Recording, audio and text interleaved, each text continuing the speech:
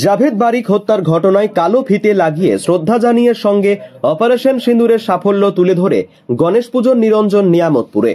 আসানসোলের কুলটির নিয়ামতপুরের সার্বজনীন গণেশ পুজো কমিটির সদস্যদের সাথে ভাইদাদার সম্বন্ধ ছিল জাভেদ বারিকের। জাভেদ বারিক গত 2 দিন আগে গুলি করে হত্যা করেন 2 জন দুষ্কৃতী। ঘটনা সিসিটিভি ফুটেজ ভাইরাল হয়। জাভেদ বারিকের বাড়ি নিয়ামতপুরের রহমানপাড়ায় এবং গণেশ পুজোটি হয় জাভেদ বারিকের বাড়ির পাশে নিয়ামতপুর জিটি রোডে। জাভেদ বারিকের সঙ্গে পুজো কমিটির সকল সদস্যদের সাথে ভালো সম্পর্ক ছিল, কিন্তু 2 দিন আগের ঘটনায় পুজো কমিটির সদস্যদের মধ্যে শোকের ছায়া রয়েছে। তবে পুজো বিসর্জন করতে হবে আগে থেকে তার পরিকল্পনা করা ছিল। তাই আজ রাত্রি 9টায় গণেশ পুজোর বিসর্জনে গুলিকাণ্ডে মৃত জাভেদ বারিককে সম্মান ও শ্রদ্ধা জানিয়ে পুজো কমিটির সকল সদস্যরা হাতে কালো ফিতে পরে তাকে শ্রদ্ধা জানিয়ে বিসর্জন করে।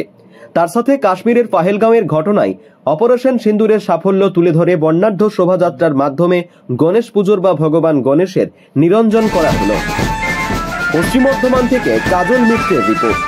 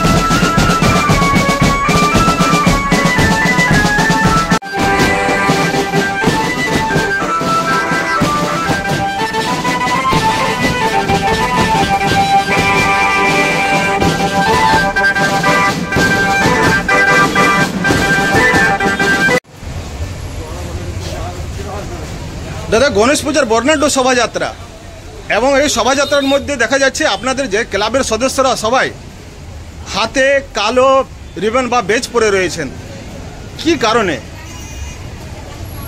কারণ আপনারা সংবাদ মাধ্যমে সারা পশ্চিমবাংলায় জানে যে 2 দিন আগে একটা মর্মান্তিক ঘটনা ঘটে, যেখানে আমাদের পাড়ার দাদা জাভেদ বারিক মহাশয় গুলি করে হত্যা করা হয় পয়েন্ট ব্ল্যাঙ্ক রেঞ্জে।